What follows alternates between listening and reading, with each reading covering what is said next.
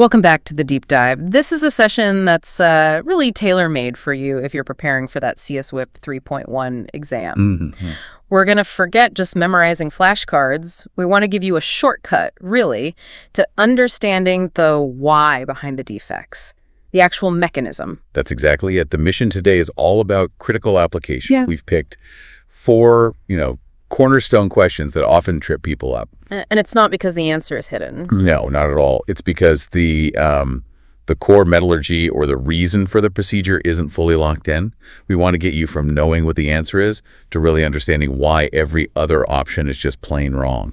We're going to hit four key areas. We've got thermal control, the absolute limits of visual inspection, a bit on electrode tech, and then how material chemistry can just ruin a perfect weld. The goal is that by the end of this, these ideas aren't just facts you've memorized, they're second nature. Okay, so let's jump in. First up is thermal control. Yeah, this is so critical.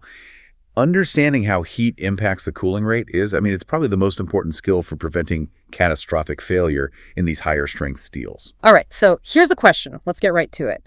Applying preheat when welding carbon manganese steel is normally done to avoid A, slag inclusions, B, hydrogen cracking, C, lack of sidewall fusion, D, porosity. Mm-hmm. So an inspector looks at that and they see A, C, and D and think, well, these are all common defects. Right. Slag is about cleanliness, lack of fusion, maybe low heat input. Sure, or poor technique. And porosity, shielding gas, contamination. So the question really forces you to connect one specific fixed preheat to one very specific problem. It does, and that's the key. Options A, C, and D are, like you said, mainly process-related. But preheat is a metallurgical fix. It's about managing the physics of the cooling metal. So the answer has to be? It's definitively B, hydrogen cracking, often called cold cracking. And it is, without a doubt, the single greatest delayed threat you'll face with steels like carbon manganese. We hear that term all the time, cold cracking. But let's really get into the nuts and bolts. Why is preheat the primary weapon against it? Okay, so for hydrogen cracking to happen, you need three things all at once.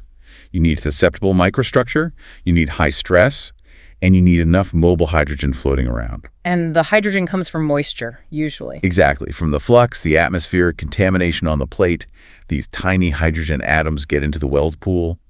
Then as the weld cools really fast, the area around it, the heat-affected zone, the HAZ, becomes very hard and brittle, and it traps that hydrogen inside. But the cracking doesn't happen right away. No, that's why it's so dangerous. It can happen hours, even days later, once the weld is cool, below about 150 degrees Celsius. Okay, so what's magical about that temperature? Above it, hydrogen is really mobile. It can still move through the steel and escape. But below 150 C, the metal structure is too rigid. The hydrogen gets trapped, builds up immense pressure at the grain boundaries, and then crack. The residual stress from welding provides the final push. So when we apply preheat, say to 100 degrees C, we're not just warming the plate up a little, we're fundamentally changing that cooling timeline. You've nailed it. Preheat does two critical things. First, it lowers the thermal gradient, which means less residual stress overall. But the main thing for this question is that it slows the cooling rate way down. Keeping it above that 150 C danger zone for longer. For much longer. And that extra time is what allows the trapped hydrogen to diffuse out harmlessly into the air.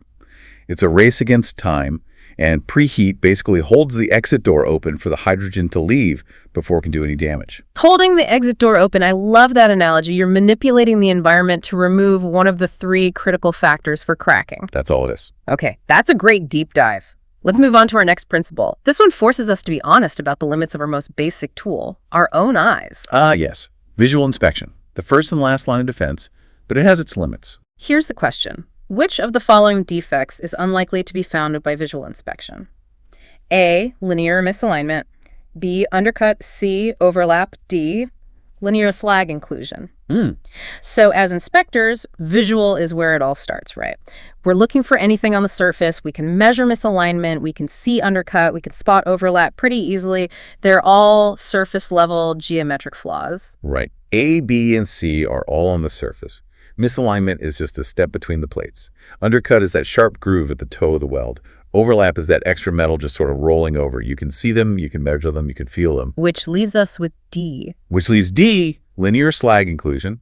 And this is the one we're unlikely to find. This question is all about testing the boundary between what your eyes can do and what NDT is for. So what exactly is a linear slag inclusion, and why is its location so important here? Well, slag is just the residue from the flux that gets trapped. The term linear usually means it's stretched out, often running right along the fusion line between weld beads, or trapped between a root pass and a hot pass. But crucially, it's inside the weld. It's internal. It's buried underneath the final capping pass. The fundamental rule of visual inspection is that it only covers the surface.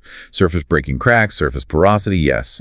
But we can't see into the core of the weld. So to find that, you'd have to use what? Radiography. Radiography or ultrasonic testing, UT. You need a method that can penetrate the material, and that distinction is absolutely vital for an inspector.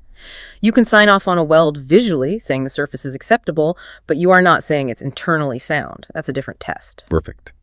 That brings us nicely to our third segment, which actually loops back to our old enemy, hydrogen. This is where it gets really interesting, connecting a piece of technology directly to a threat. Okay.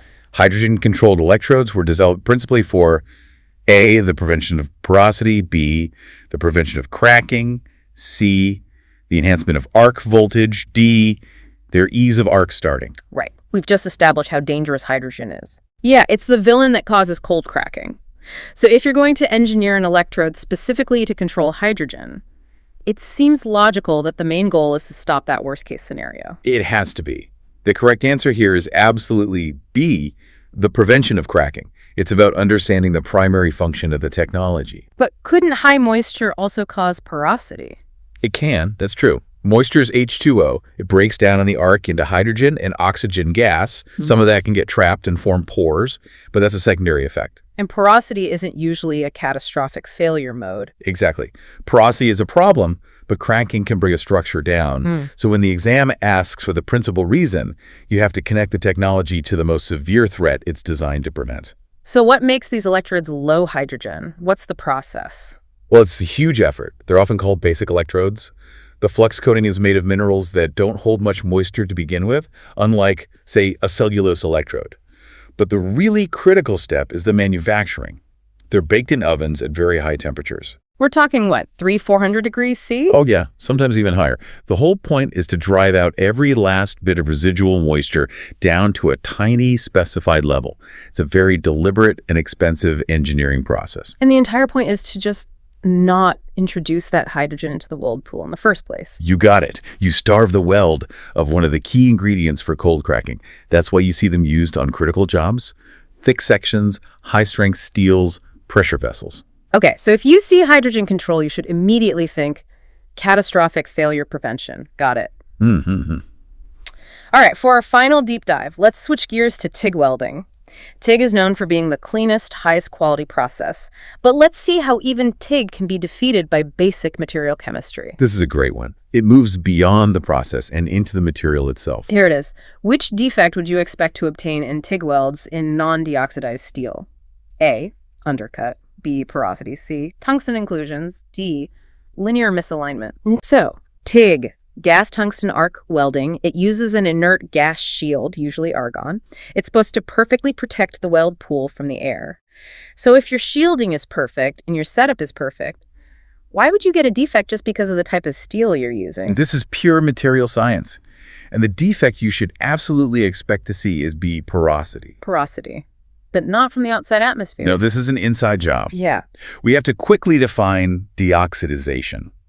During steelmaking, elements like silicon or manganese or aluminum are added to the molten steel. Right. These elements are scavengers. They aggressively grab any free oxygen and other impurities in the steel and turn them into solids that float out as slag. It essentially cleans the steel from the inside. So non-deoxidized steel is dirty steel internally. It's still full of trapped oxygen. That's a good way to put it. Precisely. So now you take the steel and you hit it with the intense focused heat of a TIG arc. Your argon shield is perfectly protecting the outside. But the heat is liberating the gas that's already inside the base metal. Yes. The heat is causing those internal impurities to break down and release gas oxygen, carbon monoxide, from within the molten pool itself. As the weld then freezes, which it does very quickly, those bubbles of gas get trapped. And those trapped bubbles are porosity. That's what porosity is. It's a classic metallurgical flaw that has nothing to do with your welding technique and everything to do with the material specification. That's a fantastic distinction, because the other options, tungsten inclusion, That's a process error. You dipped your electrode. undercut and misalignment. Setup or welder technique errors. But the porosity here is a direct result of the material's chemical makeup. If the exam puts TIG and non-deoxidized steel together, your brain should immediately go to internal gas release, porosity. So what does this all mean? Let's tie these 4 points together for the inspector getting ready for the exam. Okay, link number 1, CMN, steels, and heat. You should immediately think hydrogen cracking. Preheat is your tool to give that hydrogen time to escape. Link 2, know your limits. Visual is for the surface. It can't find internal flaws like a linear slag inclusion. For that, you need NDT. Link 3, electrode tech is about defense. Hydrogen-controlled electrodes are made principally to prevent catastrophic cracking, not minor defects. And link 4, chemistry is king. A perfect process like TIG on a flawed material like non-deoxidized steel will almost certainly lead to internal gas release, which means porosity. Right. The real mastery for an inspector isn't just spotting a defect. It's understanding the chain of events that created it. If you can explain the why, you can control the how. That's a great summary. We've covered using temperature to fight atoms, designing consumables to eliminate them, and the limitations of our own eyes. Which leads to a final thought for you to take away. Okay. We've talked about preheat and low hydrogen electrodes as controls, but those controls are fragile. They only work if you maintain them perfectly. What do you mean? Well, think about this. What are the specific storage and handling procedures for those electrodes? The baking ovens, the heated quivers, the maximum time they can be exposed to the atmosphere before you have to rebake them. Right, if they're left out in the damp air. They're not low hydrogen anymore. All that careful manufacturing we discussed is instantly wasted. If the site procedures for consumable control fail, the entire system fails. That connection between the metallurgical theory and the real-world site discipline, that is the true test of a great inspector. That's a fantastic point to end on. Apply these principles, don't just memorize them. Thanks for diving deep with us. Good luck with your preparation. We'll catch you on the next deep dive.